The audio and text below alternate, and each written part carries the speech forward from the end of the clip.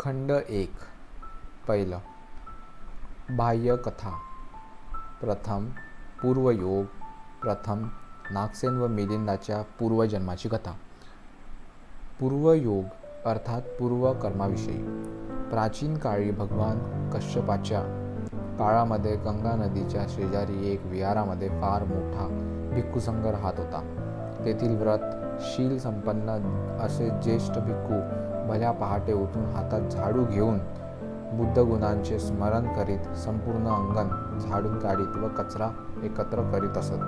तेव्हा एकदा एका स्थविर भिक्खूने एका श्रमणाला म्हटले, श्रामणेर, इकडे ये आणि हा कचरा बाहेर फेकून दे. परंतु त्या श्रामणेराने न ऐकल्यासारखे केले व तो निघून गेला. त्या स्थविराने त्याला दुसऱ्यांदा व तिसऱ्यांदा बोलाविले, परंतु तो न ऐकल्यासारखा करून निघून गेला. तेव्हा त्या भिक्खूला वाटले की हा श्रामणेर फार उद्धट आहे व म्हणून त्याने रागाच्या भरात त्या श्रामणेराला त्या झाडूच्या काठीने झोडपून काढले. तेव्हा तो घाबरला व रडत रडत कचरा उचलून फेकत असताना त्याने आपल्या मनामध्ये असा निश्चय केला की मला जोपर्यंत निर्वाणपदाची प्राप्ती होत नाही तोपर्यंत मी कचरा उचलून फेकण्याचे व साफसफाई करण्याचे पुण्यकर्म करीत राहीन व यानंतर मी जेथे जेथे उत्पन्न होईल तेथे तेथे भर दुपारच्या सूर्याप्रमाणे महातेजस्वी व महान पराक्रमी होईल. नंतर संपूर्ण कचरा फेकून दिल्यावर तो स्नानाकरिता गंगा नदीच्या तीरावर गेला. त्याने कलकल असा आवाज करणाऱ्या नदीच्या पाण्याच्या तरंगाकडे पाहिले व त्याने लगेच मनामध्ये दुसरा निश्चय केला की मी जोपर्यंत निर्वाण पदाला प्राप्त करीत नाही तोपर्यंत मी यानंतर जेथे जेथे जन्म ग्रहण करील तिथे तिथे या लाटांच्या तरंगाप्रमाणे प्रत्युत्पन्न मती व अक्षय प्रत्युत्पन्न होईल. त्याचप्रमाणे तो भिक्खू सुद्धा झाडू ठेवण्याच्या ठिकाणी झाडू ठेवून स्नानाकरिता गंगा नदीच्या तीरावर जात असताना तेथे त्याने त्या श्रामणेराचा निश्चय ऐकला. तेव्हा त्याच्या मनात असा विचार उत्पन्न झाला की हा श्रामणेर माझ्यामुळेच प्रेरित होऊन अशा प्रकारचा निश्चय करीत आहे. तेव्हा मग मी सुद्धा अशा प्रकारचा निश्चय का करू नये. म्हणून त्या भिक्खूने सुद्धा असा संकल्प केला की मी जोपर्यंत निर्वाण प्राप्त करीत नाही तोपर्यंत आजपासून जेथे जेथे उत्पन्न होईल तेथे तेथे या नदीच्या पाण्याच्या तरंगाप्रमाणे अक्षय प्रत्युत्पन्न होईल व या श्रामणेराने विचारलेल्या सर्व प्रश्नाची उकल करण्यास समर्थ होईल. त्यानंतर त्या दोघांनी देवलोक व मनुष्य लोकामध्ये संचरण करीत एक बुद्धानंतर पूर्ण केले. तेव्हा भगवान बुद्धाने सुद्धा सांगितले होते की ज्याप्रमाणे मौगलीपुत्त तिस्स स्थविर त्याचप्रमाणे माझ्या परिनिर्वाणानंतर 500 वर्षांनी हे दोघेही उत्पन्न होतील आणि मी ज्या धम्म व विनयाचा उपदेश दिलेला आहे त्याचा ते दोघेही उपप्रश्न उपमा व तर्काच्या आधारे उकल करून सुटसुटीत करून स्पष्टीकरण देऊन सांगतील. त्या दोघांपैकी श्रामणेर हा जंबूद्वीपामधील सागल नावाच्या नगरीमध्ये मिलिंद नावाचा राजा होऊन गेला. तो अतिशय पंडित, बुद्धिमानी, तेजस्वी वक्ता व बल संपन्न होता.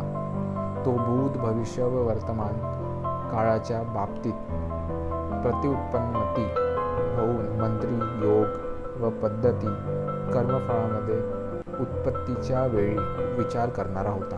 त्याने अनेक प्रकारच्या शास्त्रांचे अध्ययन केले होते. तो श्रुती, स्मृती, सांख्य, योग, न्याय, वैशेषिक, गणित, संगीत, शल्यचिकित्सा, 4 वेद, पुराण, इतिहास, ज्योतिष्य, मंत्रविद्या, तर्कशास्त्र, मंत्रतंत्र, युद्धशास्त्र, संस्कृत, बुद्धवचन, पाली व बौद्धशास्त्र अशा तऱ्हेने 19 शास्त्रामध्ये पारंगत होता. तो वादविवाद करण्यात अद्वितीय व अजिंक्य होता. त्याला सर्व तीर्थंकरामध्ये श्रेष्ठ मानले जात होते. संपूर्ण जंबूद्वीपामध्ये शक्ती गती, शौर्य, प्रज्ञा, धन इत्यादीमध्ये मिलिंद राजासारखा दुसरा कोणीही नव्हता. तो अतिशय धनवान व ऐश्वर्य संपन्न होता. त्याचप्रमाणे त्याच्याकडे अतिशय शक्तिशाली सैन्यबळ होते. मिलिंद राजा एक दिवस आपल्या अंतबलशाली चतुरंग श्रेष्ठ सैन्य पथकाचे अवलोकन करण्याकरिता नगराच्या बाहेर गेला. त्याने नगराच्या बाहेर आपल्या सैन्य पथकाचे अवलोकन केले. नंतर त्या वादविवादप्रिय लोकांत वितंड वादांशी वादविवाद करण्यास उत्सुक विशारद राजाने आपला आळस दूर सारीत सूर्याकडे पाहून आपल्या मंत्र्याला बोलावून म्हटले की मित्रा, अजून बराच दिवस शिल्लक आहे. तेव्हा आपण लोक एवढ्या लवकर नगरामध्ये प्रवेश करून काय करणार? तेव्हा असा कोणीतरी पंडित, श्रमण किंवा ब्राह्मण किंवा संघ गण किंवा गणाचार्य आहे काय? त्याचप्रमाणे अनंत सम्यक संबुधाचे तत्त्वज्ञान जाणणारा कोणीतरी आहे काय, जो माझ्यासोबत चर्चा करून माझे समाधान करू शकेल, माझ्या शंकेचे समाधान करू शकेल? तेव्हा अशा व्यक्तीकडे जाऊन त्याला प्रश्न विचारूया व आपल्या शंकेचे समाधान करून घेऊया. हे ऐकून 500 ग्रीक राजा मिलिंदला म्हणाले, होय राजा. असे ऐकून 6 संघप्रमुख आहेत. प्रथम पुरणकश्यप, दुसरं मखली गोसाल, तिसरं नगंतनाथ पुत्त, चौथं संजय वेलठ्ठीपुत्त, 5वं अजित केसकंबली व 6वं प्रकृत कच्चयान हे संघनायक, गणाचार्य, जाणकार, यशस्वी तीर्थंकर आहेत. बहुजनांमध्ये सन्मान प्राप्त आहेत. तेव्हा हे राजा, आपण त्यांच्याकडे जावे व त्यांना प्रश्न विचारून आपल्या शंकांचे समाधान करून घ्यावे. दुसरं, पुरणकश्यपासोबत राजाची भेट. त्यानंतर राजा मिलिंद 500 ग्रीकांनी वेढलेल्या सुंदर अशा रथामध्ये बसून ज्या ठिकाणी पुरणकश्यप राहत होता तिथे गेला व त्यांना संबोधून जे विचारण्यासारखे होते ते विचारले व एका बाजूला जाऊन बसला. नंतर राजा मिलिंदाने पुरणकश्यपाला विचारले, बनते कश्यप, जगाचे पालन कोण करतो? हे राजा, पृथ्वी या जगाचे पालन करते. बनते कश्यप, जर पृथ्वी या जगाचे पालन करते तेव्हा अविची नरकामध्ये जाणारे प्राणी कशाकरिता पृथ्वीचे अतिक्रमण करून जातात? हे ऐकताच पुरणकश्यप काहीच बोलू शकला नाही. तो तोंड उघडे करून खांदे वाकवून हतबद्ध होऊन चुपचाप खाली बसला. तिसरं, मखली गोसाल व मिलिंदाची भेट. नंतर मिलिंद राजाने मखली गोसालला विचारले, बनते गोसाल, कुशल अकुशल कर्म आहेत काय? सत्कर्म व दुष्कर्माचे फळ परिणाम आहेत काय? हे राजा, कुशल अकुशल कर्म नाहीत. सत्कर्म व दुष्कर्माचे फळ परिणाम सुद्धा नाहीत. महाराज, या जगात जे क्षत्रिय आहेत ते परलोकांमध्ये गेल्यानंतर सुद्धा पुन्हा क्षत्रियच होतील. जे येथे ब्राह्मण, वैश्य, शूद्र, चांडाळ व पुक्कुस आहेत ते परलोकामध्ये गेल्यानंतर सुद्धा पुन्हा ब्राह्मण, वैश्य, शूद्र, चांडाळ व पुक्कस होतील. मग कुशल अकुशल कर्माला काय अर्थ आहे? बनते गोसाल, या जगात जे क्षत्रिय, ब्राह्मण, वैश्य, शूद्र, चांडाळ व पुक्कस आहेत ते जर परलोकामध्ये गेल्यानंतर सुद्धा पुन्हा क्षत्रिय, ब्राह्मण, वैश्य, शूद्र, चांडाळ व पुक्कस होतील, तर मग कुशल अकुशल कर्माशी काही कर्तव्य नाही. तेव्हा बनते गोसाल, जे लोक येथे हात मोडलेले आहेत ते परलोकामध्ये गेल्यानंतर सुद्धा पुन्हा हात मोडलेलेच होतील. जे पाय मोडलेले आहेत ते पाय मोडलेलेच होतील. जे हातपाय मोडलेले आहेत ते हातपाय मोडलेलेच होतील. जे कान तुटलेले आहेत जे कान तुटलेले आहेत. जे नाक तुटलेले आहेत जे नाक तुटलेले आहेत. ते कान नाक तुटलेलेच होतील. हे ऐकल्यानंतर गोसाल काहीही बोलू शकला नाही.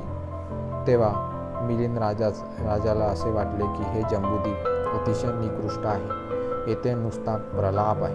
येथे असा एकही श्रमण किंवा ब्राह्मण नाही जो माझ्यासोबत चर्चा करू शकेल, शंकांचे निवारण करू शकेल नंतर मिलिंद राजाने मंत्र्याला बोलाविले व म्हटले, ही चांदणी रात अतिशय रमणीय आहे. तेव्हा आता आपण एखाद्या श्रमण किंवा ब्राह्मणाकडे प्रश्न विचारून शंकांचे समाधान करून घेण्याकरिता का जाऊ नये? मग असा कोण आहे जो माझ्यासोबत चर्चा करू शकेल, समाधान करू शकेल? हे ऐकल्यानंतर मंत्री काहीही बोलू शकला नाही. तो राजाच्या तोंडाकडे पाहत उभा राहिला. याच कारणामुळे त्यावेळी सागाल नगरामध्ये 12 वर्षेपर्यंत श्रमण, ब्राह्मण व गृहस्थ पंडितांचा पूर्णपणे अभाव होता. जेव्हा राजा ऐकायचा की येथे श्रमण, ब्राह्मण किंवा गृहस्थ पंडित राहतो, तेथे जाऊन त्याला तो प्रश्न विचारित असे. ते सर्वजण आपण राजाच्या प्रश्नाचे उत्तर देऊन त्याला प्रसन्न करण्यास असमर्थ ठरलो असे समजून इकडे तिकडे निघून गेले. जे बाहेर कुठे गेले नाहीत ते काहीही बोलत नसत. शिवाय अनेक भिक्खू सुद्धा हिमालय पर्वतावर निघून गेले. चौथा, आयुष्मान अस्सगुत्ताची विचार. त्यावेळी असंख्य अरहंत हिमालय पर्वतातील सुरक्षित स्थळी राहत होते. तेव्हा आयुष्मान अस्सगुत्ताने आपल्या दिव्य श्रवण शक्तीने मिलिंद राजाचे शब्द ऐकले आणि युगंधर पर्वताच्या माथ्यावर भिक्खू संघाला एकत्र करून भिक्खूंना विचारले, हे आयुष्यमानांनो, आपल्यामध्ये असा कोणीतरी समर्थ भिक्खू आहे काय जो मिलिंद राजासोबत चर्चा करून त्यांच्या शंकांचे समाधान करू शकेल? हे ऐकल्यानंतर तेथे एकत्र झालेल्या असंख्य भिक्खू काहीही उत्तर देऊ शकले नाही. दुसऱ्यांदा व तिसऱ्यांदा सुद्धा विचारण्यात आले, परंतु कोणीही भिक्खूने उत्तर दिले नाही. तेव्हा आयुष्यमान अस्सगुत्ताने भिक्खू संघाला सांगितले, हे आयुष्यमानांनो, 34 भवनामध्ये वैजयंताच्या पूर्वेला केतुमती नावाचे भवन आहे. तेथे महासेन नावाचा देवपुत्र राहतो. तो मिलिंद राजासोबत चर्चा करण्यास, शंकांचे समाधान करण्यास पूर्णपणे समर्थ आहे. पाचवा, महासेन देवपुत्राला विनंती. त्यानंतर ते असंख्य अरहंत युगंधर पर्वतावरून अंतर्ध्यान होऊन 34 भवनामध्ये प्रगट झाले. शक्रदेव इंद्राने त्या भिक्खूंना दुरूनच येताना पाहिले व तो जेथे आयुष्यमान अस्सगुत्त होते तेथे गेला. त्याने आयुष्यमान अस्सगुत्ताला अभिवादन केले व एका बाजूला उभा राहिला. नंतर त्याने आयुष्यमान अस्सगुत्ताला म्हटले, म्हणते, फार मोठा भिक्खू संघ आलेला आहे. मी संघाचा सेवक आहे. आपल्याला काय हवे? मला काय करता येण्यासारखे आहे? तेव्हा आयुष्यमान अस्सगुत्ताने शक्रदेव इंद्राला म्हटले, हे महाराज, जम्बूद्वीपामधील सागाल नावाच्या नगरामध्ये मिलिंद नावाचा राजा विटंडवादी वादविवाद करण्यात अद्वितीय व अपराज्य आहे. तो सर्व तीर्थंकरांमध्ये श्रेष्ठ समजला जातो. तो भिक्खू संघाकडे जातो, तत्व व विश्वासासंबंधी प्रश्न विचारतो आणि भिक्खू संघाला वेठीस धरतो. तेव्हा शक्रदेव इंद्राने आयुष्यमान अस्सगुत्ताला म्हटले, म्हणते, हा मिलिंद राजा येथूनच अदृश्य होऊन मनुष्य लोकांमध्ये उत्पन्न झालेला आहे. हे म्हणते, केतुमती भावनामध्ये महासेन नावाचा देवपुत्र राहतो आहे. तो मिलिंद राजासोबत चर्चा करून त्याच्या शंकांचा समाधान करू शकतो. तेव्हा त्या देवपुत्राला मनुष्य लोकांमध्ये उत्पन्न होण्याकरिता विनंती करावी. तेव्हा शक्रदेव इंद्रा भिक्खू संघाला सामोरे करून केतुमती भवनामध्ये गेला व महासेन देवपुत्राला आलिंगन करीत म्हणाला, मित्रा, भिक्खू संघ तुला मनुष्य लोकांमध्ये उत्पन्न होण्याकरिता विनंती करत आहे. म्हणते, मला मनुष्य लोकांशी काहीही घेणे देणे नाही. तेथे कामाचा अतिशय व्याप आहे. मनुष्य लोक अतिशय धकधकीचे आहे. म्हणते, मी इथेच देवलोकामध्ये वर जन्म ग्रहण करीत परिनिर्वाणाला प्राप्त करीन. दुसऱ्यांदा व तिसऱ्यांदा सुद्धा शक्राने विनंती केली, परंतु महासेन म्हणाला, म्हणते, मला मनुष्य लोकांमध्ये उत्पन्न होणे शक्य नाही. मी येथेच जन्मग्रहण करून परिनिर्वाणाला प्राप्त होईल. त्यानंतर आयुष्यमान अस्सगुत्ताने महासेन देवपुत्राला म्हटले, मित्रा, आम्ही देवलोकासह सर्वत्र शोध घेतलेला आहे, परंतु अन्यत्र कुठेही त्या कुठेही त्या मिलिंद राजासोबत वाद करून त्याचे खंडन करून बुद्ध शासनाला समर्थ होण्यासाठी बळ देणारा आम्हाला दुसरा कोणीही दिसला नाही. म्हणून हे मित्रा, भिक्खू संघ तुला विनंती करीत आहे, सत्पुरुषा मनुष्य लोकामध्ये उत्पन्न होऊन ते बुद्धाच्या शासनाला सामर्थ्य प्रदान कर. हे अतिशय महत्त्वाचे आहे. हे ऐकून महासेन देवपुत्र म्हणाला, मी बुद्ध शासनाला सामर्थ्य प्रदान करण्याकरिता व मिलिंद राजाच्या मठांना खंडन करण्याकरिता समर्थ होईल. असे सांगून त्याने अतिशय आनंदित व प्रसन्न होऊन स्वीकृती दिली. म्हणते, अतिशय उत्तम, मी मनुष्य लोकामध्ये उत्पन्न होईल. 6. आयुष्मान रोहनाला दंड देणे. तदनंतर ते भिक्खू देवलोकामधील आपले कार्य पूर्ण करून त्वातीस भवनातून अंतर्धान होऊन हिमालय पर्वतातील आपल्या सुरक्षित स्थळी प्रगट झाले. नंतर आयुष्यमान हस्तगुप्ताने भिक्खू संघाला म्हटले, आयुष्यमान असा कोणीतरी भिक्खू आहे काय की जो या भिक्खू संघाच्या सभेत आलेला नाही? हे ऐकून कोणीतरी एक भिक्खू आयुष्यमान हस्तगुप्ताला म्हणाला, बनते, आयुष्यमान रोहन 7 दिवसाआधीच हिमालय पर्वतावर जाऊन निरोधाला प्राप्त झालेला आहे. त्याच्याकडे तुम्ही दूत पाठवा. त्याच वेळी आयुष्यमान रोहन सुद्धा निरोध समाधीमधून उठले व संघाने माझी आठवण केलेली आहे असे जाणून हिमालय पर्वतावरून अंतर्धान होऊन जेथे अरहंत भिक्खू होते त्यांच्या समोर प्रगट झाले. तेव्हा आयुष्यमान हस्तगुप्ताने आयुष्यमान रोहनला म्हटले, आयुष्यमान रोहन, बुद्ध शासनावर संकट कोसळले असताना संघाला चैतन्य देण्याकरिता लक्ष का देत नाही? पण ते माझ्या हातून अप्रिय घडले आहे. आयुष्यमान रोहन, त्याकरिता तुम्ही दंडक्रम स्वीकारले पाहिजे. हे आयुष्यमान रोहन, हिमालय पर्वताच्या पायथ्याशी कचजंगल नावाचे ब्राह्मण गाव आहे. तेथे सोनुत्तर नावाचा ब्राह्मण राहतो. त्याला नागसेन नावाचा एक पुत्र उत्पन्न होईल. तेव्हा आयुष्यमान रोहन, तुम्ही त्याच्या घरी 7 वर्षे व 10 महिन्यापर्यंत सतत भिक्षाटनाकरिता जात राहावे व बालक नागसेनला न्याहाळीत राहून प्रव्रजित करावे. तो प्रव्रजित झाला की तुम्ही दंडक्रमातून मुक्त व्हाल. आयुष्यमान रोहनाने सुद्धा साधू म्हणून त्याचा स्वीकार केला. 7. महासेनाचा जन्म.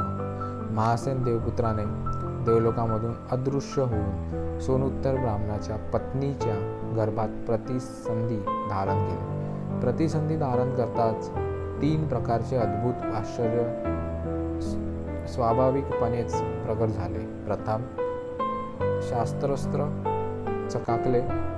दुसरं, धनधान्याची भरभराट झाली. तिसरं, मेघांचा वर्षाव झाला. आयुष्यमान रोहन सुद्धा त्याच्या प्रतिसंधी ग्रहणाच्या दिवसापासून 7 वर्षे व 10 महिन्यापर्यंत त्याच्या घरासमोर भिक्षाटनाकरिता जात राहिला. परंतु त्याला एक दिवस सुद्धा एक कळशी भर भात किंवा एक पळीभर डाळ किंवा साधे अभिवादन किंवा हात जोडून नमस्कार किंवा साधी दृष्टादृष्ट सुद्धा लाभली नाही. फक्त त्याला तिरस्काराने तेवढे शब्द मात्र ऐकू यायचे, बनते, तुम्ही पुढे जा. असे शब्द म्हणणारा सुद्धा तिथे कोणी नव्हता. परंतु 7 वर्षे 10 महिने संपल्यानंतर अचानक एक दिवस बनते, तुम्ही पुढे जा असा शब्द ऐकायला मिळाला. त्याच दिवशी तो ब्राह्मण सुद्धा बाहेरचे काम आटपून घराकडे येत असताना त्यांनी रस्त्यात स्थविराला पाहिले व म्हणाला, हे प्रवर्जित तुम्ही माझ्या घरी गेले होते काय? होय ब्राह्मण, मी गेलो होतो. काहीतरी मिळाले की नाही? होय ब्राह्मण, मला मिळाले. तो समाधानी होऊन घरी गेला व विचारले, त्या प्रवर्जिताला काहीतरी दिले होते काय? नाही, काहीही दिले नाही. ब्राह्मण दुसऱ्या दिवशी आपल्या घराच्या दारासमोरच बसला. त्याने आज प्रवर्जिताला खोटे बोलण्याबद्दल मी फटकारेन अशा प्रकारचा आपला मनाशी निर्णय केला. स्थवीर दुसऱ्या दिवशी त्या ब्राह्मणाच्या दारासमोर येऊन उभा राहिला. ब्राह्मणाने स्थवीराला पाहिले व म्हटले, काल तुम्हाला आमच्या घरी काहीही मिळाले नव्हते, तरी तुम्ही मला मिळाले म्हणून सांगितले. अशा प्रकारे खोटे बोलणे तुम्हाला शोभते काय? स्थवीर म्हणाले, हे ब्राह्मण, तुझ्या दारासमोर सतत 7 वर्ष व 10 महिन्यापासून येतो आहे, परंतु तुम्ही पुढे जा हा शब्दसुद्धा मला मिळाला नाही. काल मला एक शब्द ऐकायला मिळाला, तुम्ही पुढे जा. त्यामुळे मी तसे म्हणलो होतो. ब्राह्मण विचार करू लागला. यांना औपचारिक नुसत्या शब्दाचे दान मिळाले तरी ते काहीतरी मिळाले म्हणून लोकांमध्ये प्रशंसा करतात, तर मग त्यांना काही खाण्यापिण्याच्या वस्तू मिळाले तर ते प्रशंसा करणार नाहीत. तो अतिशय प्रसन्न झाला व त्याने आपणाकरिता तयार केलेल्या भातामधून एक कळशी भात व तेवढेच व्यंजन दिले व म्हटले, एवढी भिक्षा यानंतर नेहमीच तुम्हाला मिळत राहील. नंतर पुन्हा स्थविराच्या जवळ जाऊन त्यांना पूर्ण संतुष्ट झालेले पाहून प्रसन्न झाला व स्थविरांना आपल्या घरी रोज येऊन भोजन ग्रहण करण्याची विनंती केली. स्थविराने मौन राहून स्वीकृती दिली. प्रत्येक दिवशी भोजन ग्रहण केल्यानंतर जाताना ठळक बुद्ध वचनांचा उपदेश करून तो निघून जात असे. त्या ब्राह्मण स्त्रीला 10 महिने पूर्ण झाल्यानंतर मुलगा जन्मास आला. तोच हा नागसेन. तो क्रमाक्रमाने वाढत 7 वर्षाचा झाला. 8. बालक नागसेनाचा अध्ययन काळ. तेव्हा बालक नागसेनाच्या वडिलांनी बालक नागसेनाला म्हटले, प्रिय नागसेन, ब्राह्मण जातीमध्ये हे जे शिकावे लागते ते तुला शिकावे लागेल. तात, या ब्राह्मण जातीमध्ये काय काय शिकावे लागते? प्रिय नागसेन, 3 वेद शिकावे लागतात व शेष कलांचे अध्ययन करावे लागते. तेव्हा हे तात, मी निश्चितपणे हे शिकेन. तदनंतर सोनोत्तर ब्राह्मणाने आचार्य ब्राह्मणाला शिकवणी म्हणून एक सहसा मुद्रा दिली. आपल्या वाड्यामध्ये एका खोलीत एक आसन तयार करविले आणि आचार्य ब्राह्मणाला म्हटले, हे ब्राह्मण, तू या मुलाला वेद मंत्रांचे शिक्षण दे. प्रिय बालक, तू या वेद मंत्रांना ग्रहण कर. असे म्हणून आचार्य ब्राह्मण शिकवू लागला. बालक नागसेनाने एकाच वाचनीमध्ये 3 वेदांना तोंडपाठ केले आणि त्यांचे चांगल्या प्रकारे मनन, चिंतन व अर्थसुद्धा समजून घेतले.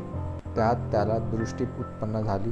तो 3 वेदांमध्ये मंत्र, व्याकरण, इतिहास इत्यादी 5 प्रकारांमध्ये तसेच काव्य, वक्तृत्व, लोकायत व महापुरुषांचे लक्षण इत्यादीमध्ये पारंगत झाला.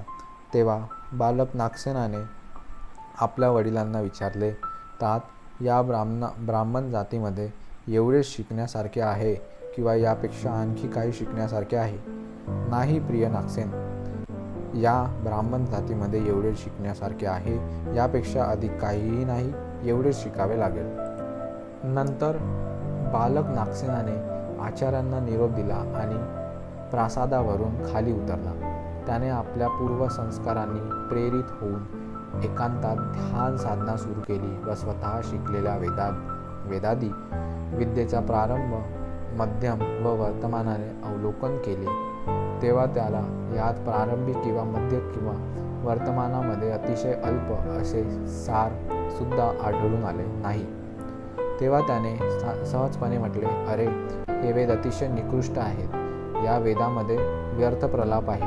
हे वेद सारहीन आहेत, अर्थहीन आहेत. यात आपला विनाकारण वेळ खर्च झालेला आहे. 9. आयुष्मान रोहन व नागसेन भेट. त्यावेळी आयुष्मान रोहन वत्तनीय विहारामध्ये असताना त्यांनी बालक नागसेनाच्या मनामध्ये उत्पन्न झालेल्या तर्कवितर्कांना जाणले. त्यांनी लगेच वस्त्र परिधान केले. पात्र चिवर घेऊन वित्तनीय विहारामध्ये अदृश्य होऊन ते कज्जंगल नावाच्या ब्राह्मण गावाशेजारी उपस्थित झाले. बालक नागसेन आपल्या दारामध्ये उभा असताना त्याने आयुष्यमान रोहनला येताना दुरूनच पाहिले. पाहताच त्याच्या मनामध्ये प्रेम, आनंद, मैत्री उत्पन्न झाली. कदाचित हा प्रवर्जित जीवनाचे सार जाणत असेल असे समजून तो आयुष्यमान रोहन यांच्याजवळ गेला. त्याने आयुष्यमान रोहनला विचारले, हे म्हणते, अशा प्रकारे काश्यवस्त्र परिधान केलेले व मुंडन केलेले तुम्ही कोण आहात? हे बाळ, मला प्रवर्जित म्हणतात. हे म्हणते, कशामुळे तुमचे नाव प्रवर्जित आहे? हे बाळ, पापांचा समूळ नाश करण्यासाठी ही प्रवर्ज्य आहे. यामुळेच माझे नाव प्रवर्जित आहे. बनते, कोणत्या कारणामुळे इतरांप्रमाणे तुम्हाला केस नाहीत? बाळ, 16 प्रकारच्या दोषांना पाहून केशवपण करून प्रवर्जित होतो. ते 16 दोष कोणते? प्रथम, सुसज्जित ठेवण्याचा दोष. दुसरं, सजविण्याचा दोष. तिसरं, तेल मालिश करण्याचा दोष. चौथं, वारंवार धुण्याचा दोष. पाचवं, माळ गुंफणांचा दोष. सहावा, सुगंधित द्रव्य लावण्याचा दोष. सातवा, सुगंधित ठेवण्याचा दोष. आठवा, हिरडा लावण्याचा दोष. नववा, आवळा मळण्याचा दोष. 10वा, रंग लावण्याचा दोष. 11वा, जुडा बांधण्याचा दोष. 12वा, कंगवा लावण्याचा दोष. 13वा, जटा करण्याचा दोष. 14वा, जटा मोकळ्या करण्याचा दोष. 15वा, उवा उत्पन्न होण्याचा दोष. व 16वा, केस गळून पडण्याच्या चिंतेने रडतात, दुःख भोगतात, खिन्न होतो, छाती बडवून राहतात व मोहमायेच्या जाळ्यात अडकून पडतात. बाळ, या 16 प्रकारच्या दोषामध्ये मनुष्य गुरफटून पडतो व अतिशय श्रमाने शिकलेल्या सर्व कलांचा विनाश होतो. म्हणते, कोणत्या कारणामुळे आपले वस्त्र सुद्धा इतरांच्या सारखे नाहीत? हे बाळ, गृहस्थांच्या वस्त्रांना वासना चिकटलेली असतात. सुंदर वस्त्र वासनायुक्त असतात. ज्या वस्त्रांच्या कारणामुळे भयानक गोष्टी घडण्याची शक्यता असते, त्याची भीती काश्य वस्त्र परिधान करणाऱ्याला नसते. त्यामुळेच इतरांच्या वस्त्राप्रमाणे माझे वस्त्र नाहीत. हे बनते, तुम्ही ज्ञानशिल्पाविषयी जाणता काय? होय बाळ, मी ज्ञानशिल्पाविषयी जाणतो. त्याचप्रमाणे या जगातले उत्तम मंत्र आहेत, त्याविषयी सुद्धा मी जाणतो. बनते, ते तुम्ही मला देऊ शकणार काय? होय बाळ, मी देऊ शकतो. तेव्हा ते मला द्या. हे बाळ, ही योग्य वेळ नाही, कारण आता मी घरोघरी भिक्षाटनाकरिता आलो आहे. नंतर बालक नागसेनाने आयुष्यमान रोहनाला हातातील भिक्षापात्र घेतले. त्यांनी घरी आतमध्ये घेऊन गेला आणि त्याने स्वतःच्या हाताने किंवा पूर्ण समाधान होईपर्यंत भोजन वाढले. भोजन संपल्यानंतर आयुष्यमान रोहनने आपले हात पात्रातून बाजूला केले. तेव्हा नागसेन म्हणाला, बनते, तुम्ही आता मला मंत्र शिकवा. तेव्हा आयुष्यमान रोहन म्हणाले, हे बाळ, तू जेव्हा सर्व बंधनातून मुक्त होशील, आई वडिलांची अनुमती घेऊन प्रवर्जित वस्त्र धारण करशील, तेव्हा तुला मी शिकवेन. तेव्हा बालक नागसेन आपल्या आई वडिलांकडे जाऊन म्हणाला, आई बाबा, हा प्रवर्जित असे म्हणते की या जगात जे उत्तम मंत्र आहेत ते मी जाणतो आणि जो त्याच्याकडे प्रवर्जित झालेला नाही त्याला तो देत नाही. तेव्हा मी त्याच्याकडे प्रवर्ज्या घेऊन मंत्र ग्रहण करीन. त्याच्या आईवडिलांनी वाटले पुत्र प्रवर्जित होऊन मंत्र ग्रहण करील व पुन्हा परत येईल, म्हणून त्यांनी पुत्रा ग्रहण कर अशी अनुमती दिली. 10वा, नागसेनाची प्रवर्ज्या. तदनंतर आयुष्यमान रोहनाने बालक नागसेनाला सोबत घेऊन जेथे वत्तनीय विहारातील विजंबतू होते तेथे गेला. तेथे एक रात्रभर थांबून निश्चित ठिकाणी ते पोहोचले. त्यांनी तिथे असंख्य अरंतांच्या मध्ये बालक नागसेनाला प्रवर्ज्या दिली. प्रवर्जित आयुष्यमान नागसेनाने आयुष्यमान रोहनला म्हटले, म्हणते, मी आपणासारखे वस्त्र परिधान केलेले आहे, आता मला ते मंत्र शिकवा. तेव्हा आयुष्यमान रोहनला वाटले, आपण नागसेनला प्रथम कशामध्ये शिक्षित करावे, विनयामध्ये किंवा सुत्तामध्ये किंवा अभिधम्मामध्ये. व त्यांनी ठरविले, हा नागसेन पंडित आहे, तो सहजपणे अभिधम्माचे अध्ययन पूर्ण करील. म्हणून त्यांनी त्याला प्रथम अभिधम्म शिकविला.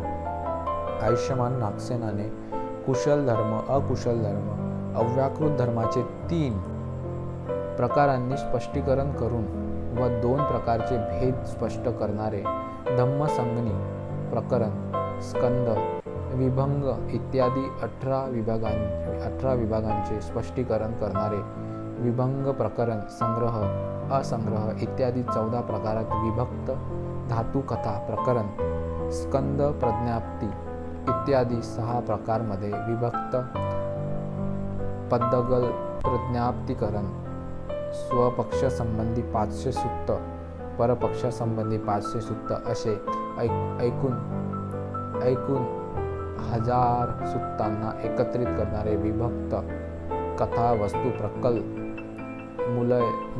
मूलयमक, स्कंदयमक इत्यादी 6 प्रकारे विभक्त यमक प्रकरण, हेतू प्रत्यय, आरंभन प्रत्यय इत्यादी 24 प्रकारे विभक्त पठण प्रकरण ह्या सर्व अभिधम्म पिटकाचा अभ्यास पूर्ण केला व तो म्हणाला, बनते पुरे आहेत, पुन्हा सांगू नका. एवढ्याचंच मी माझे अध्ययन पूर्ण करेन. तदनंतर आयुष्यमान नागसेन जेथे असंख्य अरहंत होते त्यांच्याकडे गेला. त्याने त्या अरहंतांना म्हटले, बनते, मी संपूर्ण अभिधम्म पिटकाचे कुशल धर्म, अकुशल धर्म व अव्याकृत धर्म या 3 भागात विभाजन करून विस्ताराने सांगू इच्छितो. साधू नागसेन विस्तारापूर्वक सांगण्याची अनुमती आहे. नंतर नागसेनाने 7 महिनेपर्यंत 7ही प्रकरणाचे विस्तारपूर्वक वर्णन करून सांगितले. तेव्हा पृथ्वी हादरली, देवतांनीही प्रशंसा केली. ब्रह्माने सुद्धा टाळ्या वाजविल्या आणि दिव्य चंदन चूर्ण व दिव्य मंदार व पुष्पांचा वर्षाव होऊ लागला. 11वा नागसेनचे दंडकर्म. नंतर त्या अरहंतांनी आयुष्यमान नागसेन पूर्णपणे 20 वर्षाचा झाल्यानंतर त्याला सुरक्षित स्थळी उपसंपदा दिली. उपसंपदा संपन्न आयुष्यमान नागसेन त्या रात्रीच्या संपल्यानंतर सकाळी तयार होऊन पात्र व चिवर घेऊन आपल्या उपाध्यायांच्या सोबत गावामध्ये भिक्षाटनाकरिता जात असताना त्यांच्या मनामध्ये एक विचार उत्पन्न झाला. माझा उपाध्याय तुच्छ आहे, मूर्ख आहे, कारण त्याने महत्त्वाचे बुद्धवचन सोडून मला प्रथम अभिधम्म शिकवले आहे. तेव्हा आयुष्यमान रोहनाने आयुष्यमान नागसेनाच्या मनामध्ये उत्पन्न झालेला विचार जाणले व नागसेनाला म्हटले, नागसेन, तुझ्या मनामध्ये चुकीचा विचार उत्पन्न झालेला आहे.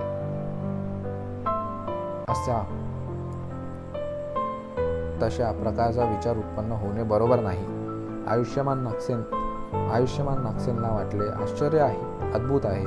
माझा उपाध्याय माझ्या मनात उत्पन्न झालेला विचार सुद्धा जाणतो. म्हणजेच माझा उपाध्याय विद्वान आहे. खरोखरच माझा उपाध्याय मला क्षमा करेल. तेव्हा आयुष्यमान नागसेनाने आयुष्यमान रोहनला म्हटले, बनते, मला क्षमा करा. अशा प्रकारचा विचार मी पुन्हा उत्पन्न होऊ देणार नाही. तेव्हा आयुष्यमान रोहनने आयुष्यमान नागसेनला म्हटले, हे नागसेन, मी तुला केवळ एवढ्यानेच क्षमा करणार नाही. नागसेन, सागल नावाचा एक नगर आहे. तिथे मिलिंद नावाचा राजा राज्य करीत आहे. तो तत्वांच्या आधारे प्रथम प्रश्न विचारून भिक्खू संघाला वेठीस धरतो. तेव्हा तू तिथे जाऊन त्या राजाचे समाधान करून बुद्ध शासनाचे सामर्थ्य वाढवशील तरच मी तुला क्षमा करीन. नागसेन म्हणाला, बनते, एका मिलिंद राजाने काय होईन, काय घेऊन बसलात? जर संपूर्ण जम्बूद्वीपामधील सर्व राजांनी येऊन मला प्रश्न विचारले तरी त्या सर्वांची उत्तरे देऊन समाधान करीन. आयुष्यमान रोहन म्हणाले, मी क्षमा करणार नाही. तेव्हा हे बनते, या 3 महिन्यात मी कुणाकडे राहावे? हे नागसेन आयुष्यमान अस्सगुप्त वित्तनीय विहारामध्ये विहार करीत आहे. आयुष्यमान अस्सगुप्त जेथे आहेत तेथे तू जा आणि तेथे जाऊन माझा उल्लेख करून त्यांना विनम्र वंदन कर. माझ्यातर्फे त्यांना निवेदन कर, बनते माझे उपाध्याय आपणास विनम्र वंदन करीत आहेत आणि आपल्या प्रकृतीविषयी, निरोगी असल्याविषयी, कुशल जीवनाविषयी विचारणा करीत आहेत. बनते माझ्या उपाध्यायांनी मला 3 महिन्याकरिता आपल्याकडे वास्तव्याला पाठविले आहे. जर त्यांनी विचारले की तुझ्या उपाध्यायाचे नाव काय आहे, तर तू त्यांना सांग की बनते रोहन स्थवीर.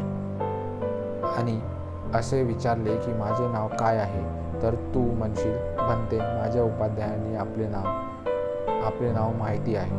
होय बनते, असे म्हणून आयुष्यमान नागसेन आयुष्यमान रोहनाला अभिवादन करून प्रदक्षिणा घालून पात्र चिवर घेऊन क्रमशः चारिका करीत जेथे वट्टनीय विहार होते तिथे गेला.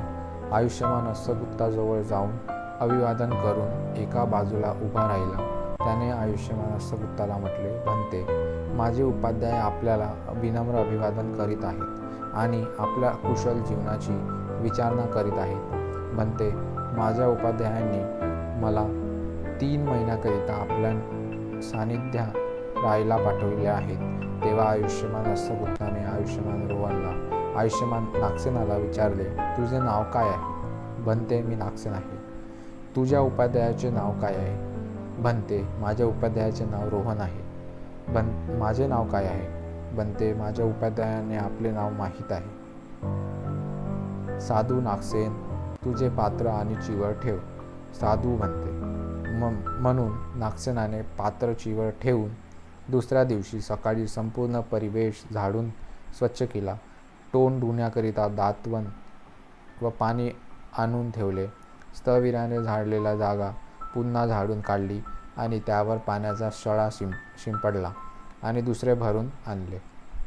अस्सगुप्ताने ते दातवन येथेच सोडून दुसरे दातवन घेतले. काहीही बोलले सुद्धा नाही. त्यांनी 7 दिवसापर्यंत हेच केले. 7व्या दिवशी पुन्हा विचारले. नागसेनने सुद्धा तेच उत्तर दिले. नंतर त्यांनी वर्षावासाकरिता स्वीकृती दिली. 12वा नागसेनाचा धम्मोपदेश. एका महाउपासिका आयुष्यमान अस्सगुप्ताची मागील 30 वर्षापासून सेवा करीत होती. ती महाउपासिका 3 महिन्यापर्यंत आयुष्यमान अस्सगुप्ताकडे आली व म्हणाली, बनते आपल्याकडे दुसरा कोणीतरी भिक्खू आहे काय? होय महाउपासिके, माझ्याकडे नागसेन नावाचा भिक्खू आहे. तेव्हा बनते अस्सगुप्ता, आपण नागसेनासह माझ्या घरी भोजन स्वीकार करावे. आयुष्यमान अस्सगुप्ताने ती रात्र संपल्यानंतर सकाळच्या वेळी चिवर परिधान करून व पात्र चिवर घेऊन श्रमण शिष्य आयुष्यमान नागसेनासोबत जेथे उपासकीचे महाउपासकीचे निवास होते तिथे गेला व अंथरलेल्या आसनावर बसला. त्या महाउपासिकेने आयुष्यमान अस्सगुप्त व आयुष्यमान नागसेनाला स्वतःच्या हाताने संतुष्ट होईपर्यंत भोजन वाढले. आयुष्यमान अस्सगुप्ताने भोजन संपल्यानंतर पात्रामधून हात बाजूला केले व आयुष्यमान नागसेनाला म्हटले, हे नागसेन, तू या महाउपासिकेला अनुमोदन कर. आणि ते आसनावरून उठून निघून गेले. नंतर ती महाउपासिका आयुष्यमान नागसेनला म्हणाली, प्रिय नागसेन, आता मी वृद्ध झालेली आहे. तुम्ही मला गंभीर धर्माचा उपदेश करावा. आयुष्यमान नागसेनाने त्याप्रमाणे त्या महाउपासकेला गंभीर अशा धर्माचा लोकोत्तर निर्वाण संबंधी उपदेश दिला. नंतर त्या महाउपासकेला त्याच आसनावर बसले असताना शुद्ध विकाररहित धम्मदृष्टी उत्पन्न झाली. जे काही उत्पन्न होणारे धर्म आहेत ते सर्व निरोधास प्राप्त होणारे आहेत. आयुष्यमान नागसेनाने सुद्धा त्या महाउपासकेला अनुमोदन केल्यानंतर स्वतः उपदेशिलेल्या धर्माचे चिंतन करीत मनन करीत असताना त्या आसनावर बसलेल्या स्थितीमध्येच स्रोतपत्ती फल प्राप्ती केली. तेव्हा आयुष्यमान अस्सगुप्ताने मंडल आसनावर बसलेल्या अवस्थेमध्येच जाणले की दोघांनीही धम्मदृष्टी प्राप्त केलेली आहे व त्यांची प्रशंसा करीत म्हटले की साधू साधू साधू नागसेन, एकाच बाणाने 2 शत्रूंना नष्ट केले आहेस. याशिवाय इतरांनीही व हजारो देवतांनी सुद्धा प्रशंसा केली आहे. 13वा नागसेनचे पाटलीपुत्राला जाणे. तदनंतर आयुष्यमान नागसेन आसनावरून उठला व जेथे आयुष्यमान अस्सगुप्त होते तेथे गेला. आयुष्यमान अस्सगुप्ताला अभिवादन करून एका बाजूला बसला. तेव्हा आयुष्यमान अस्सगुप्ताने आयुष्यमान नागसेनला म्हटले, हे नागसेन, तू पाटलीपुत्राला जा. तेथे अशोक विहारामध्ये आयुष्यमान धम्मरक्षित राहतो आहे. त्याच्याकडे बुद्धवचन शिकता येईल. बनते, पाटलीपुत्र नगर इथून किती दूर आहे? नागसेन, 100 योजन. बनते, मार्ग दूरचा आहे. रस्त्यात भिक्षा मिळणे सुद्धा अशक्य आहे. तेव्हा मला कसं जाता येईल? नागसेन, तू जा. रस्त्यात तुला साळीचे भात, कडधान्य, अनेक प्रकारचे सूप व अनेक प्रकारच्या खाद्यवस्तू मिळतील. होय बनते, असं म्हणून आयुष्यमान नागसेन आयुष्यमान अस्सगुप्ताला अभिवादन व प्रदक्षिणा घालून पात्र चिवर घेऊन पाटलीपुत्र नगराच्या दिशेने जायला निघाला. 4. व्यापाऱ्याला अभिधम्माचा उपदेश. त्यावेळी पाटलीपुत्र नगराचा व्यापारी आपल्या 500 बैलगाड्यांच्या सोबत पाटलीपुत्र मार्गाने चालला होता. त्याने आयुष्यमान नागसेनला येताना दुरूनच पाहिले. तो नागसेनच्या जवळ गेला. त्याने नागसेनला अभिवादन केले व म्हणाला, बनते, तुम्ही कुठे जात आहे? हे गृहपती, पाटलीपुत्र नगराला जात आहे. साधू बनते, आम्ही सुद्धा पाटलीपुत्र नगराला जात आहे. आपण आम्हासोबत सुखाने येऊ शकता. आयुष्यमान नागसेनच्या अशा प्रकारच्या मार्गातील सहवासामुळे तो व्यापारी फार प्रसन्न झाला. त्याने नागसेनाला स्वतःच्या हाताने संतुष्ट होईपर्यंत भोजन दिले. नागसेनाने भोजन संपल्यानंतर पात्रावरून हात बाजूला केला. तेव्हा तो व्यापारी स्वतःकरिता आसन घेऊन बाजूला बसला. त्याने आयुष्यमान नागसेनाला विचारले, बनते, आपले काय नाव आहे? हे गृहपती, मी नागसेन आहे. बनते, तुम्हाला बुद्धवचन माहीत आहे काय? होय गृहपती, मी अभिधम्मासंबंधी जाणतो. बनते, मला लाभ घडला आहे. बनते, मी धन्य आहे. मी सुद्धा अभिधम्म जाणणारा आहे. तुम्ही सुद्धा अभिधम्म जाणता तेव्हा मला अभिधम्माविषयी सांगावे. आयुष्यमान नागसेनाने पाटलीपुत्र नगरीच्या व्यापाऱ्याला अभिधम्माचा उपदेश दिला. तेव्हा उपदेश देत असताना तो व्यापारी विकारमुक्त होऊन त्याला धम्मदृष्टी प्राप्त झाली. जे काही उत्पन्न होणारे धर्म आहेत ते सर्व निरोध नाशवान धर्म आहेत. त्यानंतर तो व्यापारी 500 बैलगाड्यांना पुढे करून स्वतः मागे जायला निघाला. तो पाटलीपुत्र नगरीच्या काही दूर अंतरावर जेथे 2 रस्ते होतात तेथे थांबला. त्याने आयुष्यमान नागसेनला म्हटले, बनते नागसेन, हा अशोक विहाराकडे जाणारा मार्ग आहे.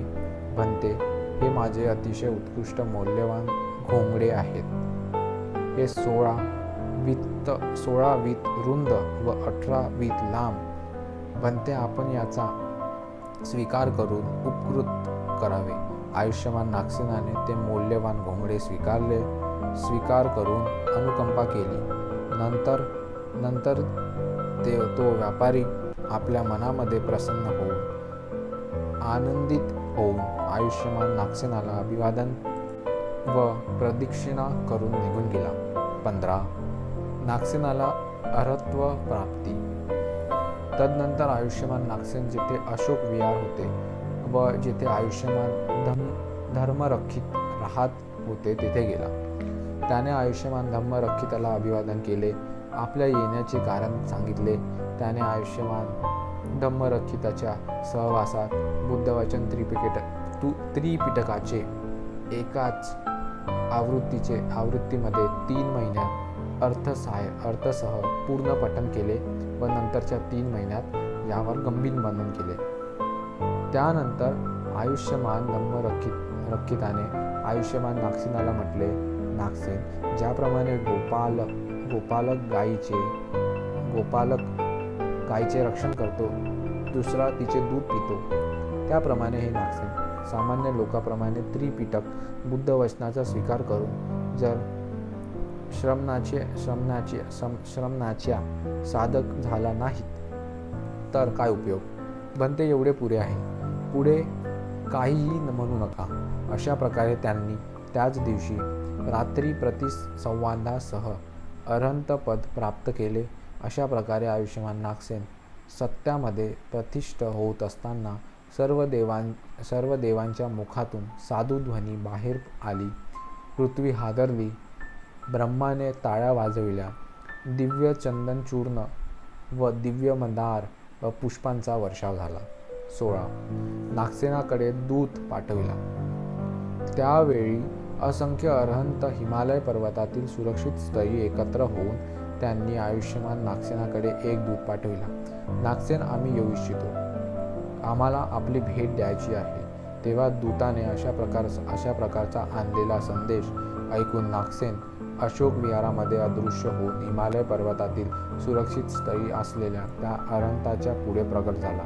तेव्हा त्या अरहंतांनी आयुष्यमान नागसेनला म्हटले, हे नागसेन, हा मिलिंद राजा भिक्खू संघास वेठीस धरून वादविवादात्मक प्रश्न विचारतो. साधू नागसेन, तू मिलिंद राजाकडे जा व त्याच्यावर विजय प्राप्त कर.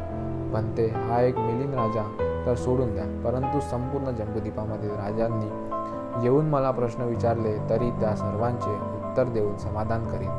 म्हणते, सागल नगरामध्ये आश्चर्य होईल, तेथे आपण सर्वांनी यावे. त्यावेळी सागल नगरामध्ये स्थवीर भिक्खूंच्या काश्यवस्त्रांच्या प्रकाशाने चर्चेला उधाण आले होते. 17. आयुपाल व मिलिंद भेट.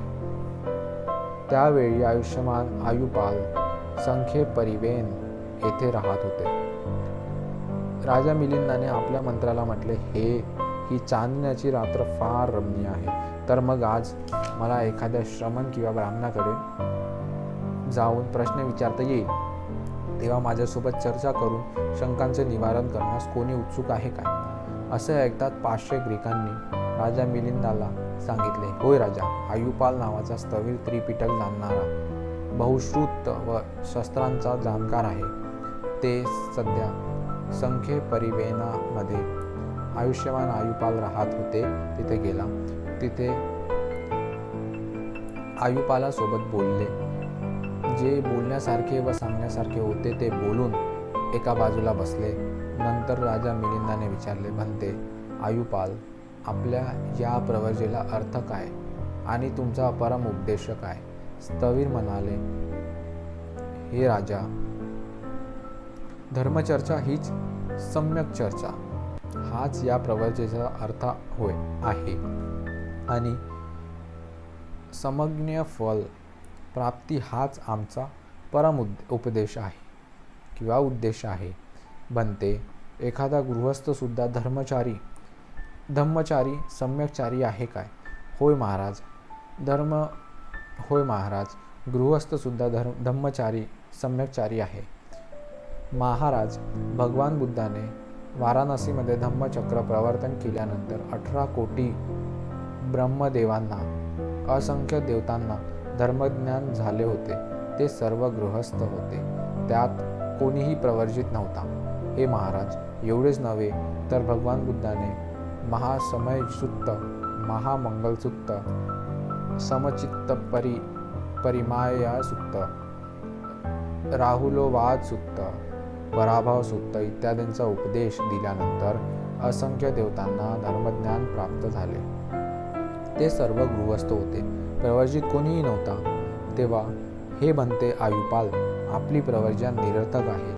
निसंदेह शाक्यपुत्रीय श्रमण पूर्वी केलेल्या पापकर्मामुळे प्रवर्जित होतात व धुतांग धारण करतात. धुतांग म्हणजे तपस्वीचे व्रत. बनते आयुपाल, जे भिक्खू एकासनिक आहेत ते पूर्वीचे चोर असले पाहिजेत जे दुसऱ्यांच्या उपभोग्य वस्तूंचा लुटतात ते निश्चितच आता आपल्या कर्मामुळे एकासिनिक आहेत. त्यांना काळ नाही, ते व्यवस्थित भोजन प्राप्त करू शकत नाही. त्यांच्यात शील, तपश्चर्या व ब्रह्मचर्या नाही. हे म्हणते आयुपाल, जे भिक्खू अवभोकासिक अभ्यवक्षिक आहेत ते निश्चितच पूर्वीचे ग्रामघातक चोर असले पाहिजेत. ते दुसऱ्यांच्या घरांना उद्ध्वस्त करून आता निश्चितच आपल्या कर्मामुळे अभोक्सिक झालेले आहेत. त्यांना आता आसन व भोजन प्राप्त होत नाही. बनते आयुपाल, जे भिक्खू नस्यजिक बसून राहणारा आहे ते निश्चितच पूर्वी वाटमारी करणारे असले पाहिजे. ते प्रवाशांना पकडून बांधून बसून ठेवून आता निश्चितच आपल्या कर्मामुळे नैसर्गिक झालेले आहेत. म्हणून त्यांना श्रेष्ठ व्यतीत करता येत नाही. त्यांच्यात शील व तपश्चर्या व ब्रह्मचर्या नाही. हे ऐकताच आयुष्यमान आयुपाल काहीही बोलू शकला नाही. त्याने काहीही उत्तर दिले नाही. तेव्हा त्या 500 ग्रीकांनी राजा मिलिंदाला म्हटले, महाराज स्थविर विद्वान आहे, परंतु तो चतुर नाही. तो काहीही बोलला नाही. तेव्हा राजा मिलिंदाने आयुष्यमान आयुपालाला मौन असलेले म्हणून टाळी वाजवून उठून उकडू बसल्यासारखे करून ग्रीकांना म्हणाला, अरे, हे जम्बूद्वीप तुच्छ आहे. येथे नुसती बडबड आहे. येथे असा कोणीही श्रमण किंवा ब्राह्मण नाही जो माझ्याशी चर्चा करू शकेल, शंकांचे निरासन करू शकेल. 18. नागसेनाचे सागल नगरात आगमन. तेव्हा राजा मिलिंदाने त्या संपूर्ण परिषदेचे सूक्ष्म अवलोकन करीत जेव्हा चारही बाजूला दृष्टी टाकली तेव्हा उत्साही ग्रीकाने पाहून म्हटले, निश्चितच अन्य कोणीतरी पंडित भिक्खू आहे जो माझ्याशी वादविवाद करण्यास उत्साही आहे. ग्रीकांनो, निरुत्साही होऊ नका. राजा मिलिंदाने ग्रीकांना म्हटले, मित्रांनो, असा कोणीतरी पंडित भिक्खू आहे जो माझ्याबरोबर चर्चा करण्यास उत्सुक आहे, शंकांचे निवारण करण्यास समर्थ आहे.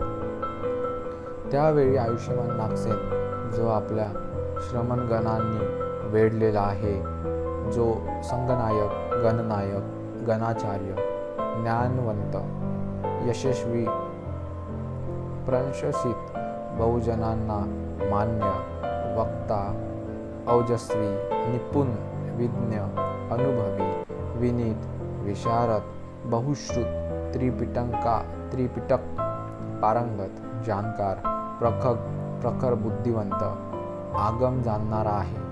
तो विशेष प्रतिभा संपन्न आहे. तो बुद्धाच्या शासनामध्ये त्रिपिटकाला पाठ करणारा, पूर्ण तत्वाला प्राप्त असलेला बुद्ध वचनाचा धम्मोपदेश करण्यात कुशल आहे. त्याच्याकडे न संपणारी प्रतिभा आहे. तो चर्चा करणारा, कल्याणाची कामना करणारा, अद्वितीय, अजिंक्य, हुशार आहे. त्याचे युक्तिवाद अकाट्य आहे. ते सागराप्रमाणे आहे. महान वक्ता आहे. इतर गणमान्य, अन्य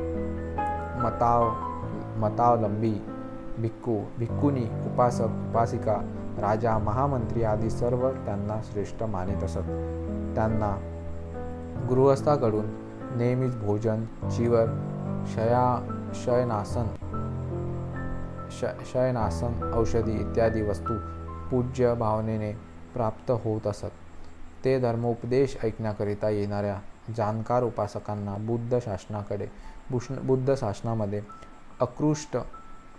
आकृष्ट करण्यास व जोडण्यास नवरत्नांचा प्रत्यय आणून देण्यास दक्ष आहेत. तो धम्ममार्गाचा उपदेश करतो. तो धम्मज्योत धारण करतो. धम्मात जोडलेल्या लोकांना उत्साहित करतो, मोठे करतो. तो धम्म कार्यात जोडतो. धर्मध्वज फडकवितो. धम्म पताका उंचवितो. धर्मशंखनाद करतो. धम्म तुतारी फुंकतो, सिंह गर्जना करतो, इंद्रांच्या हत्तीची गर्जना करतो, तरीही ती मधुरवाणी श्रेष्ठ ज्ञान विद्यांमध्ये प्रतिष्ठित करुणेने परिपूर्ण होऊन महान धम्ममूर्ती मेघांचा संपूर्ण जनसामान्यावर वर्षाव करून संतुष्ट करीत ग्राम नगर राजधानीमधून चारिका करीत क्रमाक्रमाने सागल नगरामध्ये येऊन पोहोचले आहे. असे सांगतात की आयुष्यमान नागसेन 80,000 भिक्खूंना सोबत घेऊन संख्ये परिवेनमध्ये विहार करीत आहेत. असे म्हटले जाते की जो बहिष्कृत विद्वान निपुण वादविवादपट्टू व अनुभवी आहे, जो कुशल धर्मांना जाणणारा आहे आणि जो प्रतिउत्पन्नती अर्थात जागृत आहे,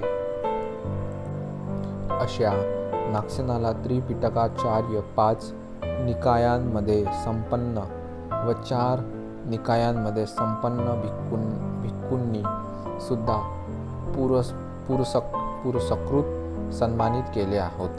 नागसेन हा गंभीर, प्रज्ञावान, मेधावी, कुशल अकुशल जाणणारा, सुमार्ग व कुमार्गामध्ये अंतर जाणणारा विद्वान, त्याचप्रमाणे उत्तम अर्थ प्राप्त करणारा होता.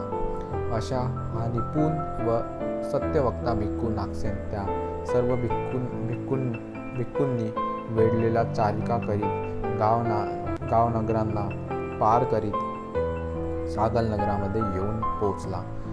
जेथे संख्येय परिवेन होते तेथे नागसेन राहू लागला. या संबंधाने असे म्हटले जाते की ज्याप्रमाणे पर्वतावर सिंह त्याप्रमाणे मनुष्यामध्ये नागसेन शोभून दिसत होता. ज्याप्रमाणे पर्वतावर सिंह त्याप्रमाणे मनुष्यामध्ये नागसेन शोभून दिसत होता. 19. नागसेन व मिलिंदाची प्रथम भेट.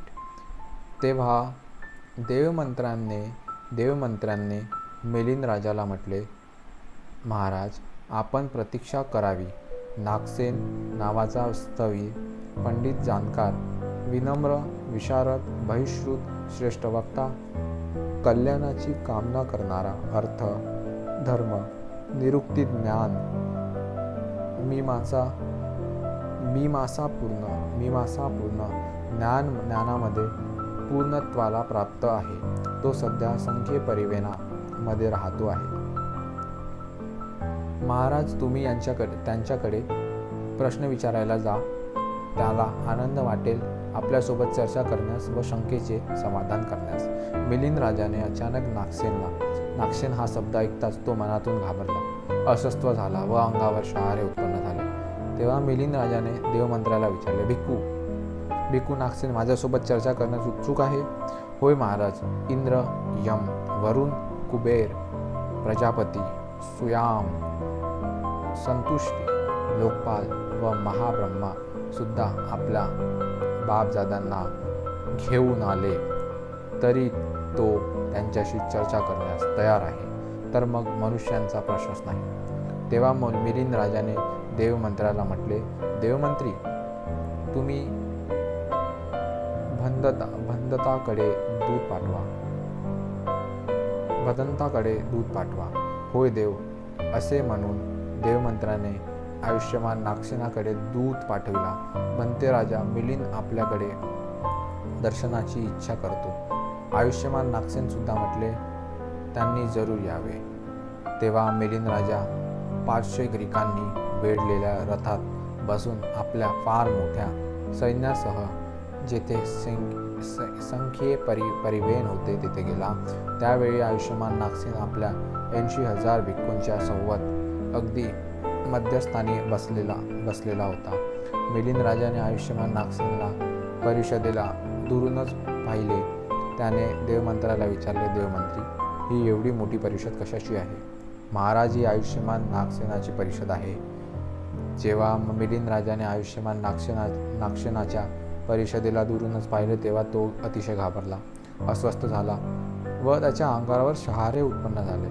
तेव्हा मिलिंद राजा गेंड्यांनी घेरलेल्या हत्तीप्रमाणे, गरुडांनी वेढलेल्या सर्पाप्रमाणे, अजगरांनी घेरलेल्या कोल्ह्याप्रमाणे, म्हशींनी घेरलेल्या अस्वलाप्रमाणे, सर्पाने पकडलेल्या बेडकाप्रमाणे, सिंहाने पकडलेल्या मृगाप्रमाणे, भल्या मोठ्या सर्पाच्या